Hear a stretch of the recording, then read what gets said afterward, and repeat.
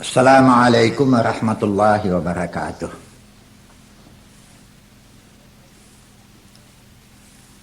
Tadi sudah saya sampaikan bahwa mengenai di sekitar persoalan orang yang durhaka kepada dua ibu bapanya, ya pada kali yang lain Rasulullah pernah pula mengatakan lagi, yang mengatakan barang siapa yang durhaka kepada ibu bapanya, itu berarti dia melawan Allah dan Rasulnya. Hebat ya, betul hebat. Ya, dosa besar kita sudah tahu ya, di antaranya umpamanya meninggalkan sembahyang, itu sudah pernah kita sampaikan. Orang yang begitu sangat keras siksanya di dalam neraka jahanam. Ada 3 ya yang mendapat siksa yang hebat sekali. Di antaranya dikatakan asyirku billah, syirik kepada Allah, itu di antaranya. Termasuklah orang yang mendapat siksa yang paling hebat, orang yang durhaka kepada dua ibu bapanya. Memang tingkatan siksa di neraka itu juga tidak sama ya. Tapi serendah-rendah siksa di neraka, contohnya di dunia tidak ada, parah habis perkara. Tapi ada yang wah hebat sekali gitu. Di dalam hadis dikatakan orang yang sangat hebat kena siksa di neraka ada 2. Pertama syirik, yang kedua durhaka kepada dua ibu bapa, memaki-maki orang tuanya. Ya mungkin saja timbul pertanyaan, atau ada yang ingin mengetahui, bagaimana saya berbakti kepada dua ibu bapa karena mereka sudah meninggal dunia. Ini yang sudah meninggal dunia. Oh memanglah pula ya. Tak adalah mendoanya lagi. Mendoa kepada Tuhan. Di antara doa itu, selain dari pertama minta ampun dengan dosa sendiri, Rabbirhamhuma kama rabbayani sarira, Allahumma ghfirli zunubi waliwalidayya warhamhuma kama rabbayani sarira. Itu doa ya. Selalulah mendoakan orang tua. Kalau orang tua yang sudah meninggal tidak sempat berbakti kepada dua ibu bapanya, sudah meninggal sekarang dia baru tahu rupanya tak boleh durhaka, sudah telanjur yang sudah-sudah. Oh banyak yang menjerit ya. Saya banyak menghadapi kawan-kawan yang waktu saya menyampaikan hal yang semacam ini, jangan durhaka, menangis dia ya, kasihan saya. Ustaz, sekaranglah baru dikatakan, Ustaz katakan begini, yang sudah tidak begitu terperinci. Orang tua saya sudah meninggal, sempat saya membuat ini itu. Menangis dia, kasihan saya.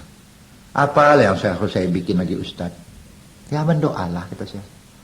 Apalah, lebih daripada doa tak ada lagi. Macam mana doanya? Kalau bisa hafal ini bagus, kalau tidak bahasa Indonesia pun jadi. Allahumma ghfirli zunubi waliwalidayya warhamhuma kama rabbayani saghira. Cukup. Cobalah dihafal ini kalau bisa ya. Cobalah catat ya. Allahumma ghfirli zunubi waliwalidayya warhamhuma kama rabbayani saghira. Oh, nggak bisa hafal, nggak usah, bahasa Indonesia saja. Tuhan, ampunilah dosaku. Tuhan, ampunilah dosa dua ibu bapaku. Kasihilah mereka Tuhan, seperti mereka mengasihi saya di waktu saya masih kecil. Cukup. Mendoa terus ya.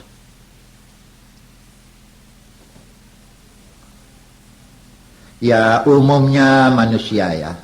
Coba kita pindah ke soal lain sebentar. Ke situ juga nanti tujuannya. Umumnya manusia merasa dirinya lebih menderita dari orang lain. Ada yang menyangka begitu. Orang yang berjiwa kecil. Kadang-kadang walaupun hasil pencariannya lebih besar daripada orang lain. Ini dapat kita perhatikan ya. Umumnya manusia ini merasa kurang saja. Walaupun berapa ya saja ada padanya. Tapi melihat yang di atas merasa kurang. Mau ini, mau itu. Oh, itu tidak menjadi rahasia ya. Akibat daripada tidak bisa mengungkung hawa nafsu. Hawa nafsu yang tidak dapat dikendalikannya. Tetapi harus juga menjadi perhatian. Barangkali mungkin pencariannya yang tidak cukup. Bukan itu. Hingga senantiasa dalam kekurangan, dalam kegelisahan. Barangkali satu di antara sebabnya berkat rezeki yang tidak ada. Kacau di dalam. Ada saja salahnya. Yang dimakan ada. Ini yang dimaksud diantaranya orang yang kehilangan berkat rezeki. Bukan tidak ada yang nak dimakan. Ada ya. Di mana ini salahnya? Saya ingatkan sekali lagi ya. Apabila seseorang kehilangan berkat rezeki, memang banyak yang akan kejadian ya. Efek-efek yang tidak baik. Walaupun kadang-kadang dalam perhitungan sudah cukup, tapi kenyataan nanti dalam pelaksanaannya ada saja yang mengakibatkan hal yang menyakitkan hati. Serba tidak sempurna. Kehilangan berkat rezeki. Cukup kadang-kadang yang diperoleh, bukan tidak. Tapi bukan makin senang dia karena hartanya, makin susah ya. Makin menderita.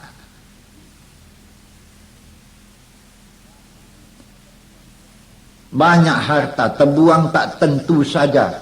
Habis tak tentu saja. Sudah hilang berkat rezeki, hilang pula berkat umur lagi. Di mana ini salahnya? Untuk ini ada baiknya kita periksa dulu. Di antaranya sebuah hadis Nabi.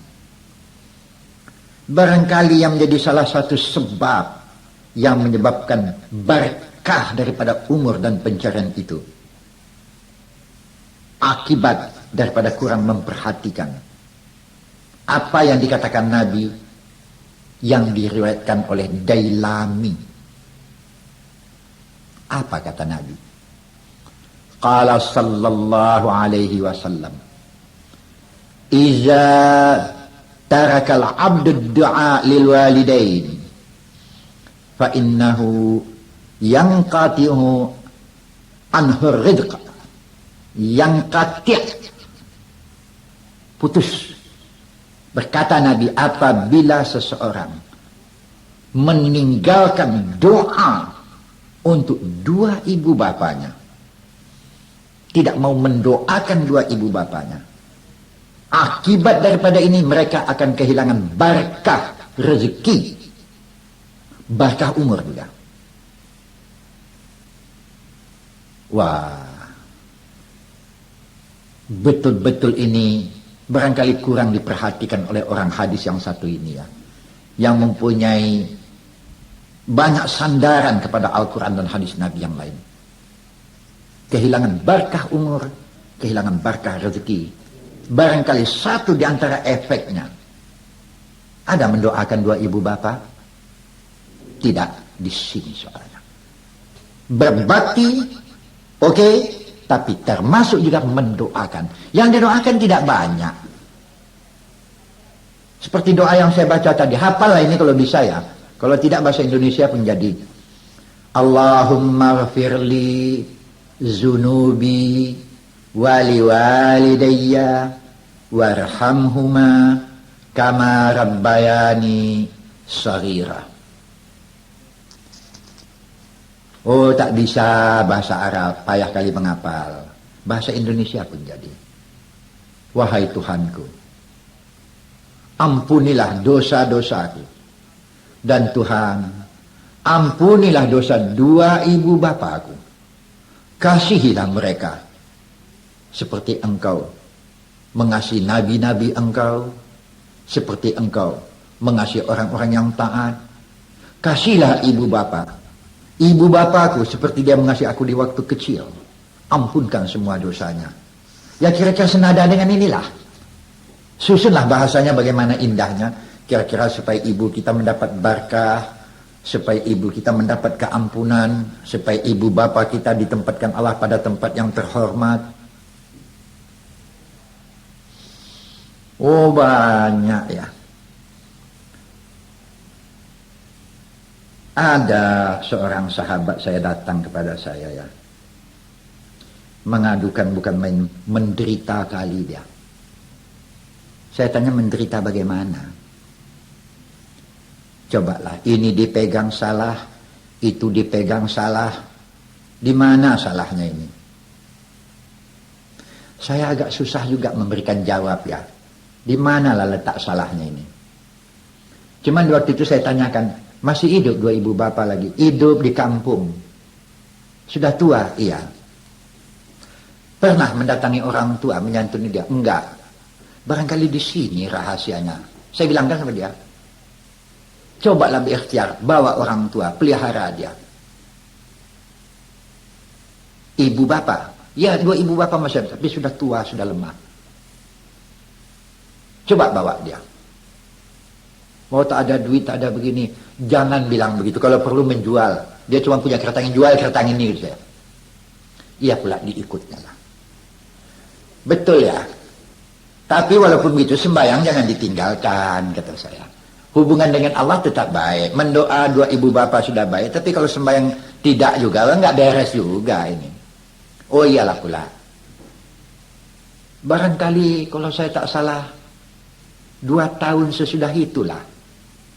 Tahu-tahu masuk mobil Mercy ke rumah saya. Mobil Mercy itu. Ya, hebat nih. Dia ada 2 orang tua turun di situ, di papa. Assalamualaikum, waalaikumsalam. Dipeluknya saya. Ustaz, apa? Inilah orang tua saya. 2 tahun yang sudah saya ambil. Saya santuni. Alhamdulillah, naik segalanya menjadi. Sudah pakai mobil. Alhamdulillah. Nih satu rahasianya. Berkah rezeki.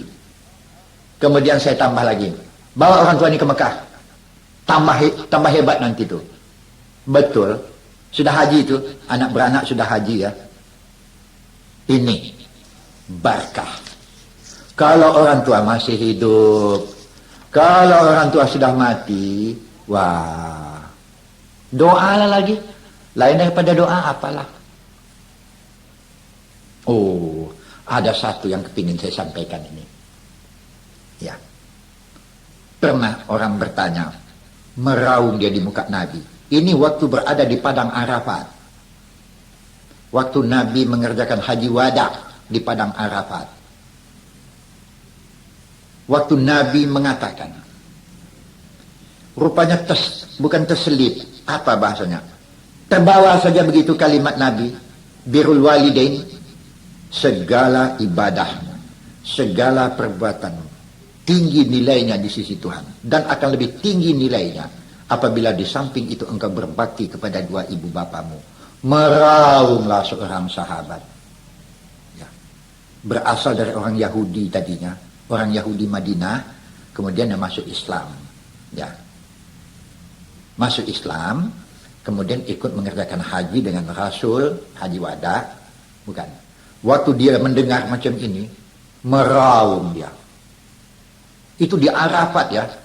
Kalau orang yang sudah pergi ke Mekah, di padang Arafah, waktu kita pakai ihram, wukuf di Arafah, di kaki Jabal Rahmah.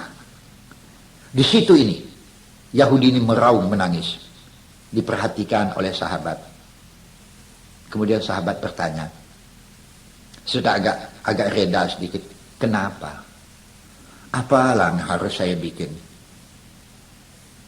Saya orang yang paling durhaka kepada ibu bapa saya. Padahal ibu bapanya belum Islam di waktu itu ya. Belum Islam. Sudah meninggal, tapi belum Islam. Sudah meninggal, tapi belum Islam. Sesudah dia masuk Islam, ibu bapanya sudah tidak ada lagi. Coba bawa ke Rasulullah, kenapa? Dibawalah ke Rasulullah. Ya Rasul, saya bagaimana? Ini orang yang durhaka kepada ibu bapa saya. Boleh saya doakan ibu bapamu? Rasulullah diam saja. Karena memang sudah ada ayat mengatakan mendoakan dua ibu bapa yang musyrik tidak dibenarkan. Kecuali yang muslim. Nah ini satu bagian.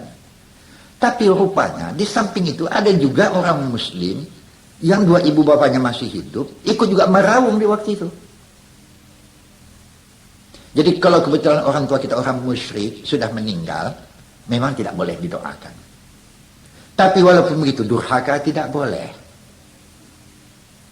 Kemudian adalah seorang muslim di waktu itu yang juga mendengar ini menjerit menangis, orang tuanya masih hidup. Ditanya oleh Rasulullah, kamu bagaimana? Ya Rasulullah, apalah yang harus saya bikin? Kenapa? Saya sudah pernah menantang dua ibu bapak saya. Masih hidup? Masih. Pulang dari sini minta ampun kau kepada Tuhan. Di samping pada Tuhan, datangi orang tuamu bersujud. Apabila engkau bersujud, kemaafan dua ibu bapamu, engkau akan mendapat kemaafan. Ialah pula pulang dari Had di Madinah, dia minta ampun kepada dua ibu bapanya, diampunkan oleh dua ibu bapanya, meninggal. Ya. Tak lama sudah itu meninggallah, si anak ini meninggal. Ditengok oleh Rasulullah ke situ. Dua ibu bapanya sedang mencucurkan air mata. Ditanya, Pak, Bu, ayahnya masih hidup ibu bapaknya nih? Di zaman Rasulullah nih ya. Kenapa, Bu? Memang anak saya orang yang durhaka dahulunya. Tapi dia sudah minta ampun. Ya Rasulullah, tolonglah saya. Apa? Tolonglah doakan supaya anak saya juga mendapat keampunan. Rasulullah senyum. Keampunan dua ibu bapa berarti keampunan semua dosa dari Allah terhadap anak ibu bapa. Barulah cerah. Cerah sekali. Betul. 2 hari atau 3 hari setelah itu datang mereka kepada Rasulullah. Wajah dua ibu bapa ini berseri sekali. Waktu itu bertanya, ya Pak, Bu, kata Rasulullah, nampaknya tidak menangis lagi. Ya Rasulullah, apakah takbir mimpi saya? Apa mimpi? Saya bermimpi. Saya menjumpai satu istana yang indah sekali. Megah, mewah. Saya tidak tahu tadinya siapa itu. Waktu saya lewat ada pengawal di muka. Saya tanyakan, istana siapa ini? Istana Sipolan, anak Sipolan. Saya terkejut. Itu anak saya. Saya katakan, itu anak saya ingin bersua dengannya. Silakan masuk.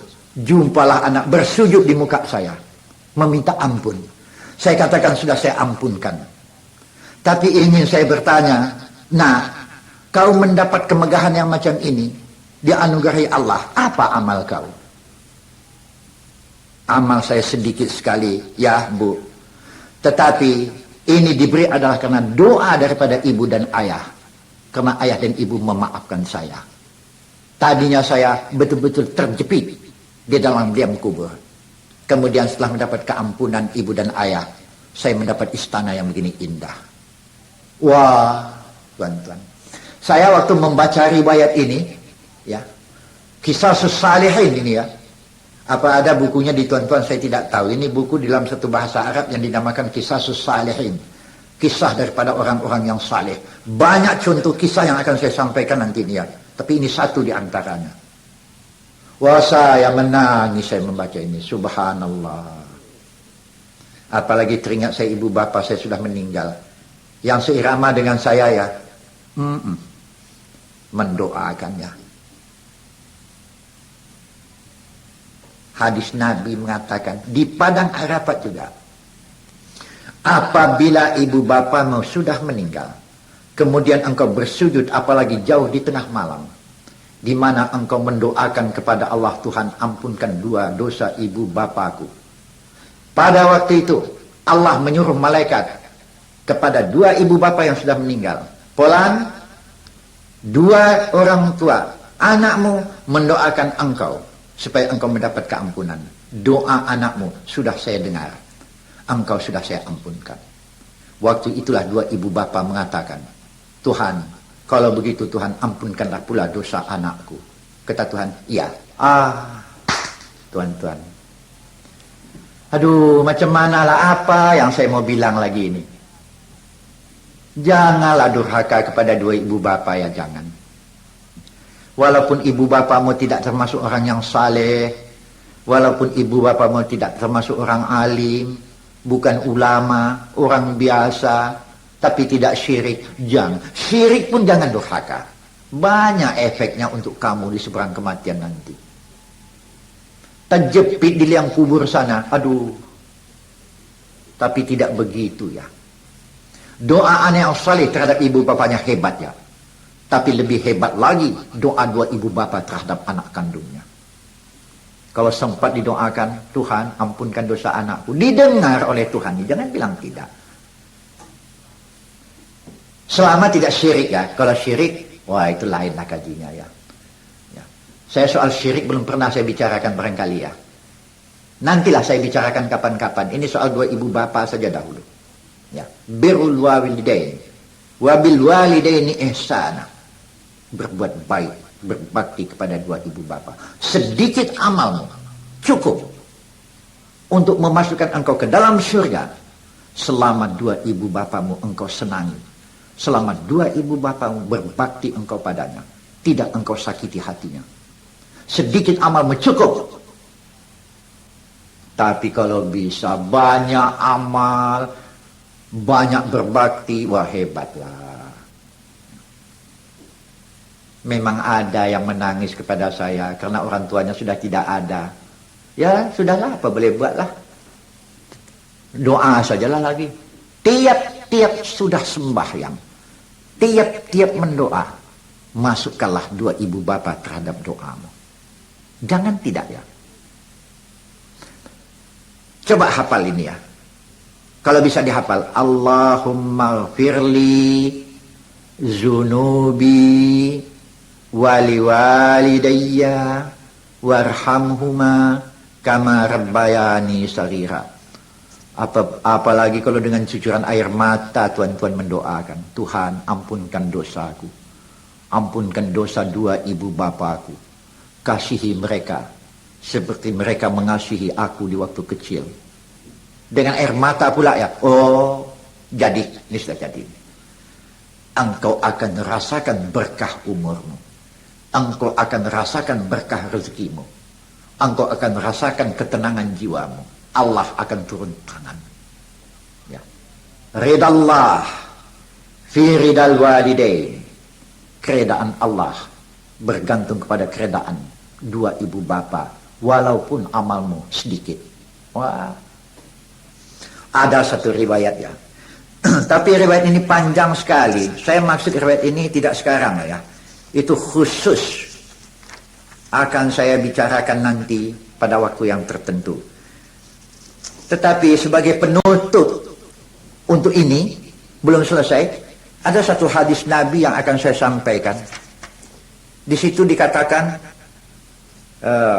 kata Nabi, al-jannatu tahta aqdamil ummahat.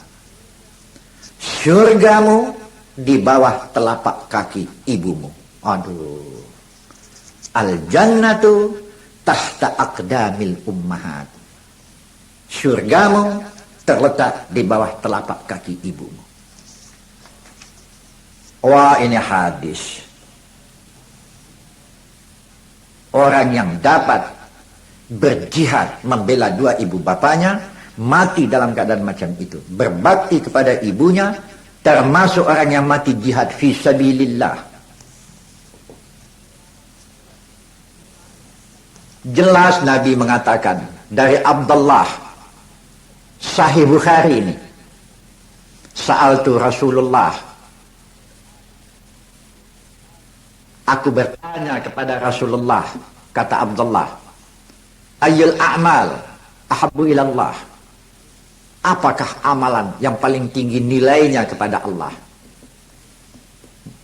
Pertama sekali dijawab oleh Nabi, as-salatu ala waktiha, sembahyanglah pada waktu yang sudah ditentukan. Inna afdalus salah li awwali waktiha, kalau boleh masuk waktu salat, sembahyang. Sema'ayu, kemudian apa ya Rasulullah? Dijawab, birrul walidain, berbakti kepada dua ibu bapamu. Pernah seorang sahabat datang mau ikut bertempur dalam perang fisabilillah. Di waktu itu ditanya, masih ada dua ibu bapamu yang perlu didampingi dan dibela? Masih ada ya Rasulullah. Jangan ikut berjihad, dampingi dua ibu bapamu, bela dia karena dia tidak bisa berbuat apa-apa, dia sudah lemah. Ya Rasulullah, jihad fisabilillah kan tinggi nilainya, tapi berjihad itu juga jihad fisabilillah, nilainya juga cukup tinggi. Kaum muslimin, apalagi anak-anak saya yang masih muda-muda, jangan nak durhaka kepada ibu bapa. Yang sudah-sudahlah, akibatnya buruk sekali nanti di seberang kematian. Nggak tanggung-tanggung ini. Birrul walidain, ya, Nabi menekankan kali ini bahwa berbakti kepada dua ibu bapa itu serupa dengan jihad fisabilillah.